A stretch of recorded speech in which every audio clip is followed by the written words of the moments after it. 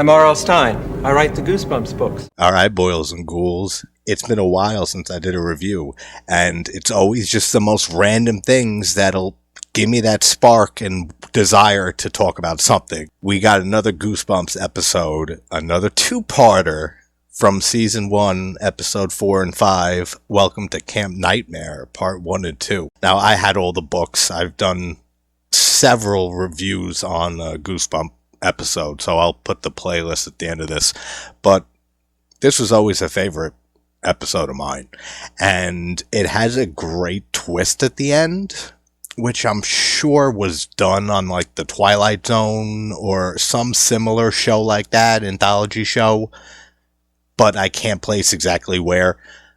So it's been done before, but it still works great. It's a really good twist. It's about this kid who ends up going to this camp, and weird things start happening to, the fellow campers and friends that he meets there, and he ends up having to stand up to the camp counselors and the head of the camp and call them out on all their bullshit when they start denying that all this weird stuff is happening.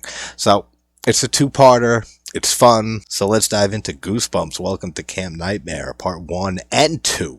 It's kind of hilarious, the opening title of the show, when the logo, the G, floats past the woman on the billboard. It kind of looks like Michael Jackson. So they're on a school bus heading to camp. It's Camp Nightmoon. That's the name of it.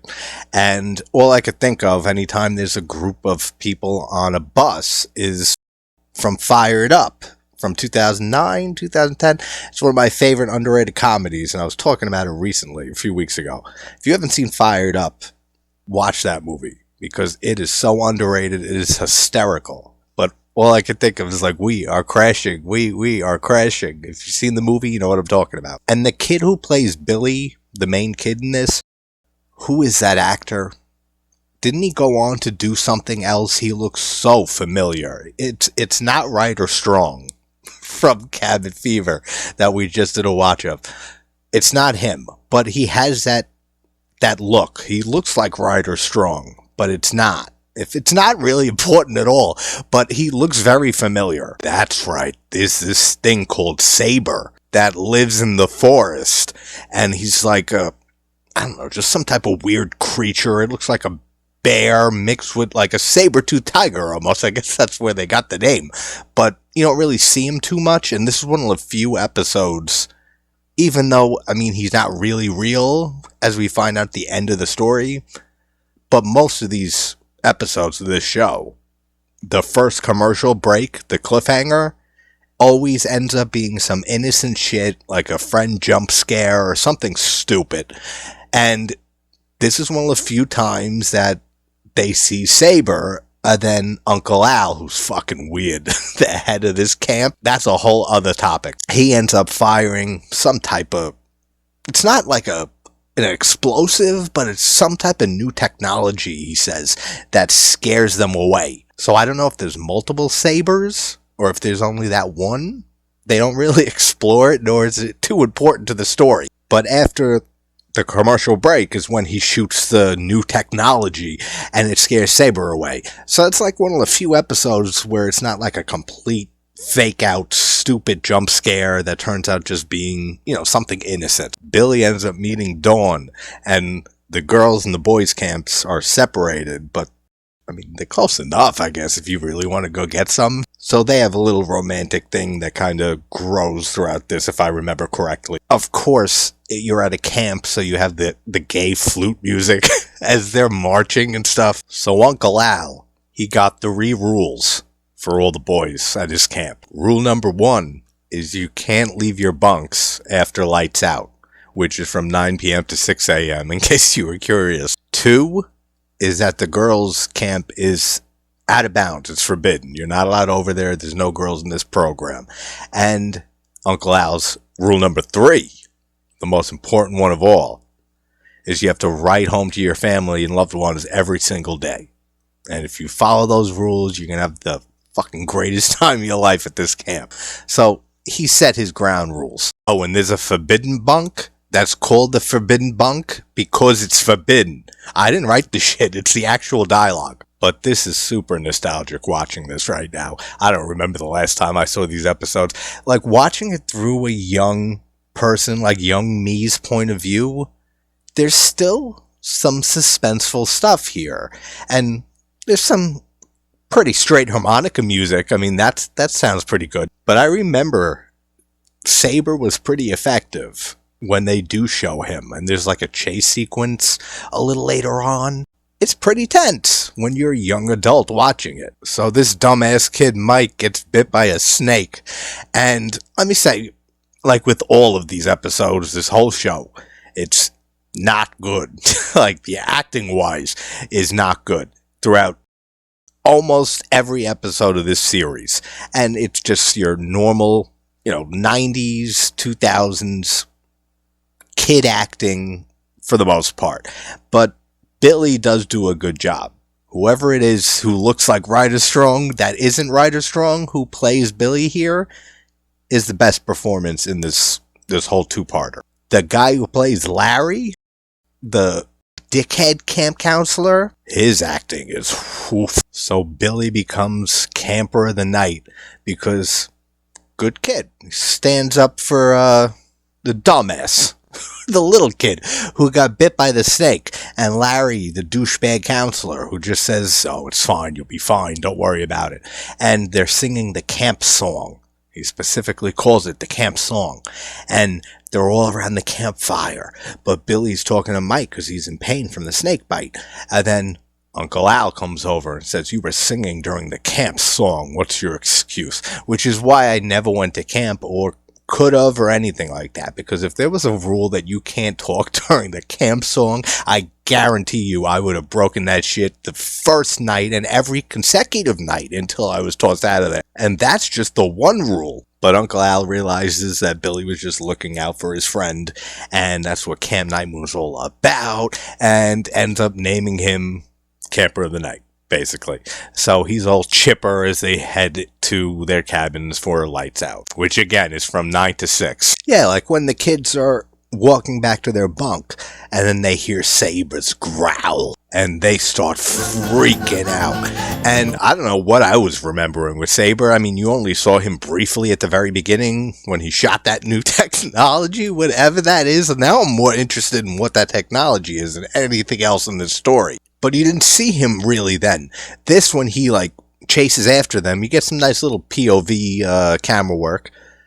And then he snarls at the moon, and he's obviously just a werewolf or some type of wolf. But actually, it doesn't really matter what it is, because it's still effective, and it is a little tense, because no one wants to be in the woods with anything called Sabre, no matter what it is or what it looks like. So it's still effective at being creepy. All right, just run with me on this.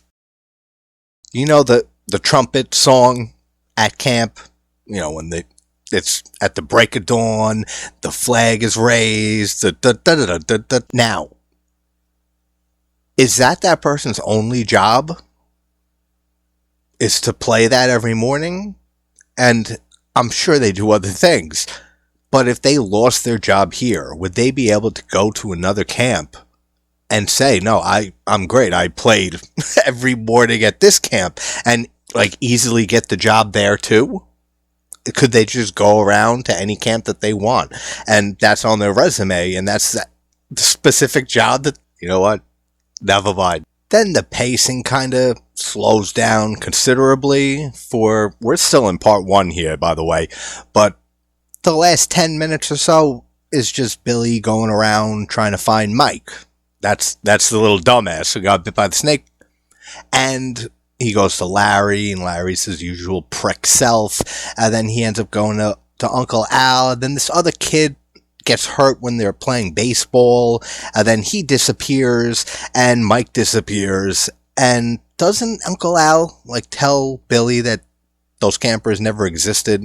Or maybe that's in part 2. I'm pretty sure that happens though, so count on it. This episode just ends with Billy and his friends in a tent, and they're camping out, and they hear Sabre's growl, and then it just says to be continued. So on to part 2, shall we? Slight modification to that ending of part 1. they don't just hear the snarl. The kid comes running at Billy and says that another friend of theirs, Roger, got mauled by Sabre, and that they saw the teeth and the claws and everything. And then they hide in their bunk, and then the door opens, and it says to be continued. Not really relevant. It doesn't really make that much of a difference going into part 2. Just felt like I had to clarify that, just in case some dickhead said that's not how part 1 ends. It ends like this. All right, I covered that now. And also, we do get a scene when Billy is writing to his parents, but Uncle Al's said to do that shit every single day, and I know they've been there for more than one day, so he's not following the rules. Alright, so we're into part 2 here of Welcome to Camp Nightmare, and slight modification on something from early on. That's definitely an explosion. The new technology that he used to scare Sabre off in the very beginning, yeah, that's a full-on explosion. It's just boom and flames and shit everywhere. So I don't know what new technology that is, but it definitely should have eviscerated Sabre right then and there. You guys want to know who opens the door at the end of part 1 to the bunk? Here it is. It's fucking Larry, the annoying prick counselor with he's so ugly. He's so hard to look at, this guy. But he's the surprise. That's what we get greeted with at the beginning of part 2. So if you know the twist already, you don't even have to know, like, the full twist at the end. Just the twist that all of this is being staged by the camp to test Billy, and that none of this is real, and Sabre is just a mechanical creature that somebody operates. So, as cool as they look, the shots of Sabre we get here of him, gallivanting around the forest and stuff, it looks really cool. But is there just somebody just out of frame that's controlling him at all times, like just for this charade for Billy? Because that doesn't make any sense. So Billy and his two friends that witnessed the Sabre attack the night before, they wake up. One of the kids asks Billy what time it is, and he says it's day, finally, like we can go find Uncle Al. Sorry, but I didn't ask you if it's day or night. I asked what time it is. And they go to Larry, who's... This whole two-parter is like 25% Larry the counselor being a prick to these kids. Ooh, that's right. So then Billy goes by himself to the forbidden bunk that's called the forbidden bunk because it's forbidden, and he meets Uncle Al there. And that's when Uncle Al, see, I knew it. So apologies, past self, for doubting you. He says there is no camper named Roger here. No first name, no middle name. He starts gaslighting this kid into thinking that these campers and friends of his don't exist and were never here. And Uncle Al sends Billy to the lake where he's supposed to be. And his two friends are on a canoe. And that's right, they twirl over in the canoe and then they drown, supposedly. But then later on, I remember they specifically say they were hiding under the canoe, like in the air pocket. Bullshit, because Billy goes in there and he swims under the canoe and he's looking for these kids, two kids, and he don't find them. It doesn't matter, but their excuse for how they pulled that off is absolutely bullshit. And Larry, he sees the kids drowning, and yeah, again, this is all an act. And he sees Billy jumping in. He just pussifies out and says, nope, I was never here. I was back at the lodge. And he trips over something and then he just runs off. I hate Larry. Not to keep harping on this, but he is looking everywhere. Under the canoe, under the water, all around the canoe. He is searching every square inch of that water. There is no way that those two kids were hiding underneath and were able to breathe this entire time. So Billy runs off and Sabre starts chasing him. And again, I mean, later on we find out that Sabre is just a machine and it's got big ass levers to control him, and he moves his head a little bit like this and like walks a bit slow as shit, but yet he's running at like cheetah speeds after this kid. None of this makes sense. So again, just like with part 1, the pacing kind of dies down and crashes at some points to like really boring levels. In the second half of this episode, of part 2, Billy ends up running off to some shack and meets Dawn, his little love interest, which he's talked to maybe like 5 minutes in his entire life. And similar stuff is going on at the girls' camp, and one of them got attacked by Sabre, and then the rest of the camp shows up, and Uncle Al and all of them, and Billy snooping around. And then we get the whole twist that this is all a test for Billy to go through, because his parents work for, I don't know, the government or something like that, or they're scientists, and they're going on a dangerous mission to a planet called Earth. So they're not on Earth this entire time. They're on some other planet.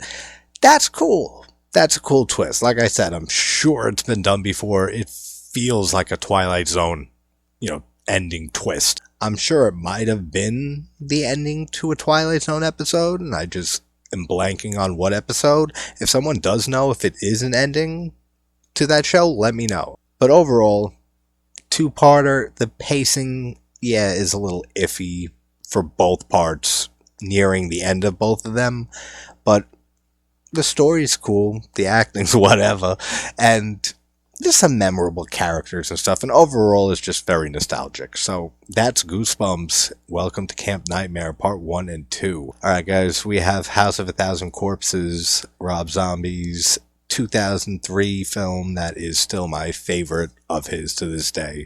Watch along and discussion on Friday at 11 p.m. Eastern Standard with my friend Jasmine, who joined me for Cabin Fever last week. So see you guys then, and hope everyone's having a good morning, afternoon, or night. I will talk to you soon. Take care, everybody.